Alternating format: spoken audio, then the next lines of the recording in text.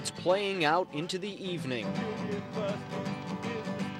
The sounds of citizens in shock. There's a lot of people, the minority, that have all the wealth, and there's a lot of people that are struggling at the bottom, and they want to affect them even more. Many people, like UPS worker Dan Crawford, feel they are left with no other option but to strike. We don't want to affect the way America works, but you have to show people that you're serious, and if that's what it takes, that's what it takes. With the Capitol closed for the night, protesters are taking to the streets. They're staying longer, they're talking louder,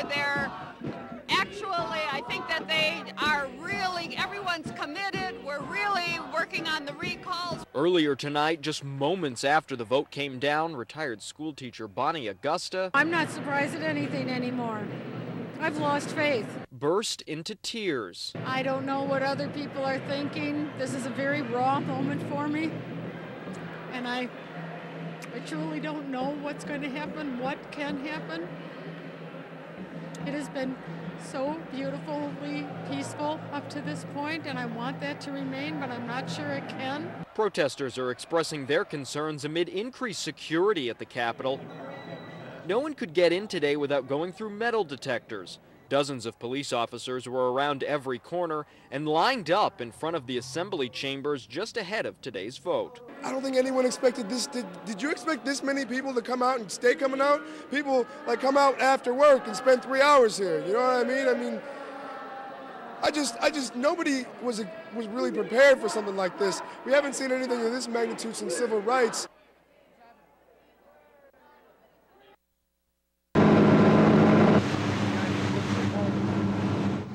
Trap netting we started about 25 years ago. We went out around 5 o'clock to lift our whitefish trap net. We've got 6 nets, probably 4 miles off 2 rivers. The whitefish fishing seems to be picking up a lot. Years ago, there used to be a smokefish market in every city, but now it's died off to where there's only probably 4 left. If I could keep these 2 younger guys that I had on the boat today, everybody's making a lot more money than what they are, but they just fish because they enjoy it. Not too many people that can do this kind of job, you know. We tried out a couple years ago, you know, 25, 30 guys, and not a one made it. A lot of guys that, you know, come on there and they think they're all tough and everything, you know, and 5 minutes later, you know, they're puking all over the place and feeding the seagulls, we call it. Basically, it's a hard job. Some days, like, what am I doing out here and why am I doing this? And, you know, but it's a pretty good day. It's in the blood. You're still out in the open, fresh air. Just another day of fishing.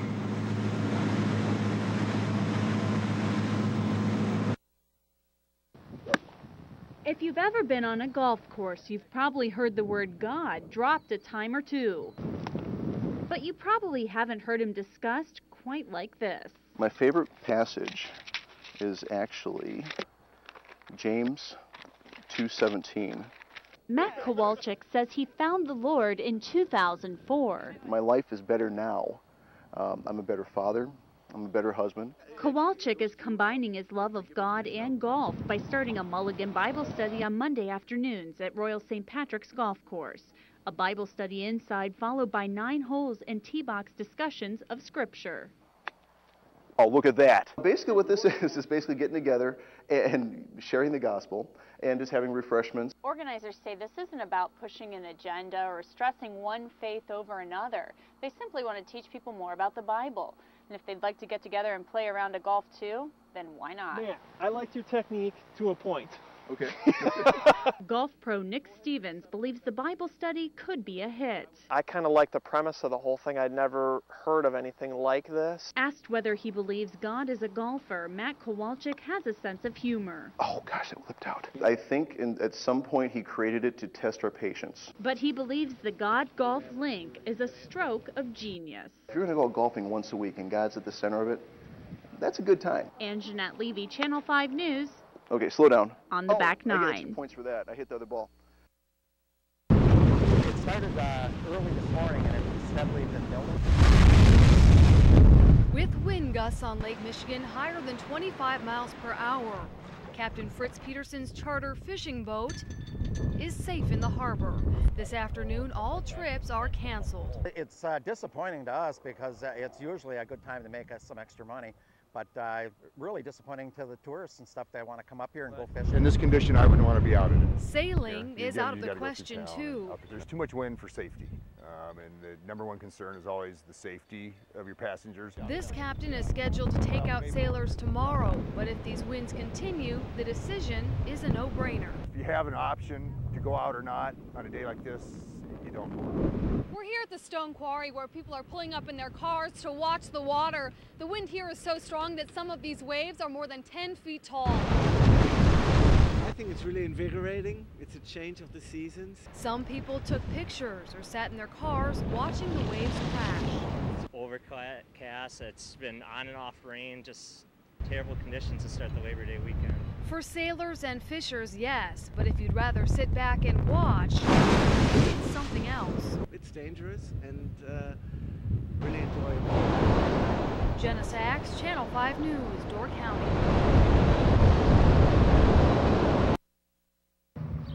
Looking at Chris, it's hard to believe he's the same dog we introduced you to last Christmas. Chris and his sister Mary arrived at the Fox Valley Humane Association in December. Their prior owner had left the pups chained outside during the blizzard of '09. They were malnourished, so much so that both were left blind. Okay, come on, Chris, fine. But now, after 2 months at the Rebound Dog Training Program at Sanger B. Powers Correctional Institution, Chris is ready to be adopted by his new family. Inmate Robbie Tomaszewski trained Chris. Being here with a dog, it just boosts your morale, you're happier, more calming.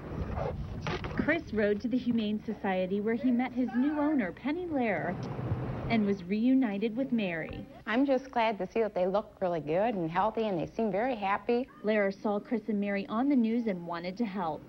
Down. Good boy. Chris and Mary have pretty distinct personalities. Chris is a little bit more laid back, but Mary, she had a little bit of trouble making it through the Rebound program. She has a bit of an independent streak. She had an attitude. She's an awesome dog. She really is. She's the sweetest little girl. I mean, she's the sweetest little, she's very cuddly, very warm, but she's fun. She's fun. Mary has been living with dog trainer Carol Beck. She's confident someone with a big yard, heart, and lots of patience will give her a good home. Chris and Mary had a rough start in life, but now their futures are looking brighter. It's just a good feeling to know that they have a chance. Like that? In the Fox Valley, Ann Jeanette Levy, Channel 5 News. I love winter sports. I love the snow. Just the freedom of doing your own thing. The resort is a fairly old resort. It started in the 50s, in the late 50s. 3 years ago, it was closed for 4 seasons, and that's when my wife and I decided to buy it. I love the ski powder. I love fresh snow. When I got the snowboarders on the scene, and they're in it for a different reason. Shred. I just like it because it's so close to my house. A good shred spot. Eating, having fun, rock and roll. Here you go. We've got the basics, your hamburgers and your hot dogs and nachos and pizza. We put a Philly steak on this year. I do some teaching, if we get busy, I'll do some teaching. I love teaching to little kids, 4 or 5 year old. It's just great to see them get on skis and be able to stand. I'm a ballet dancer, and ski was very difficult to learn for me, but I love it. It's kind of very cozy and family and small. You like it. It's not that crowded, and people are so nice. It's neat. I mean, it's fun to put it all together. And then, like I say, you see the families come out at the end of the day. They're happy. They like the product that you give them, and that's a personal satisfaction, I guess. Away from the heart. Just too small. It just looks like a straight line to me. This is how Kirsten Cornelison sees the world around her. It's like she's looking through a film or through a steamy windshield all the time. Kirsten suffers from congenital glaucoma. It's a condition that caused her to go blind in one eye.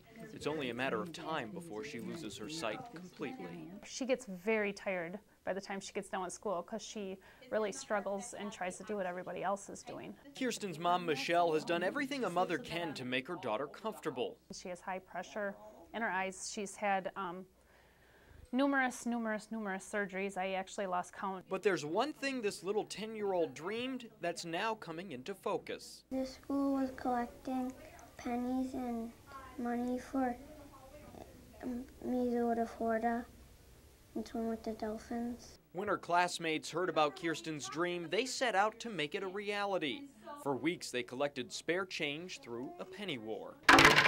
Cents turned into dollars, dollars turned into dolphins. Look at all that dolphins. Each one on this wall represents 100 pennies. Within just a few weeks, students had raised $4,800. It was enough to send Kirsten, her mom, her stepdad, and 2 siblings to Florida for an entire week. Her teacher called me up and I just about dropped the phone. She came back and she sat down and she looked at me and she said, "Am I dreaming?" It was a little overwhelming for her. That excitement has only grown. The family leaves for the Sunshine State next week. It's a memory she'll hold on to forever because her friends made her dream come true. It's amazing that kids are so thoughtful towards her. Brett Lemoyne, Channel 5 News, Kaukauna.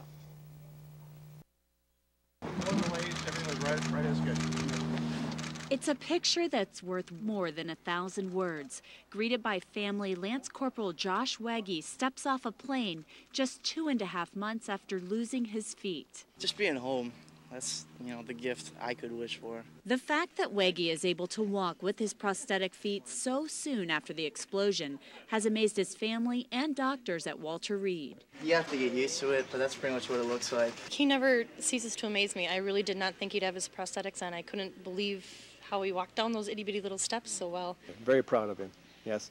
And once he's a Marine, he's always a Marine. Josh's vehicle hit a roadside bomb in early October. Out of all of the Marines in his vehicle, he was the most seriously wounded.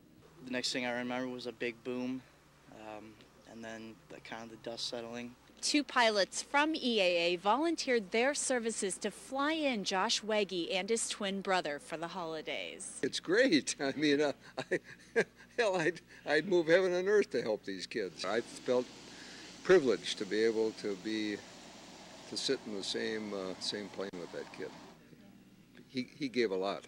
Dave Lau couldn't say no when asked by the Veterans Airlift Command to fly to Baltimore so Josh and his twin brother Joe could have a comfortable ride home.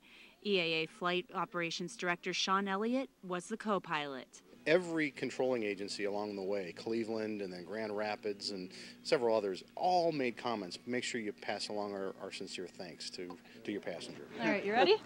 1, 2. While the last couple of months have been difficult and Josh has a long way to go, Sometimes I get down.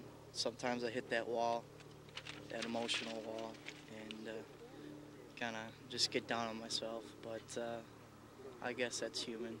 It's human nature. Right now he's happy to be home with his family. I wouldn't miss it, so they're a big reason why I look like this, I'm up on 2 feet. And Jeanette Levy, Channel 5 News, Oshkosh.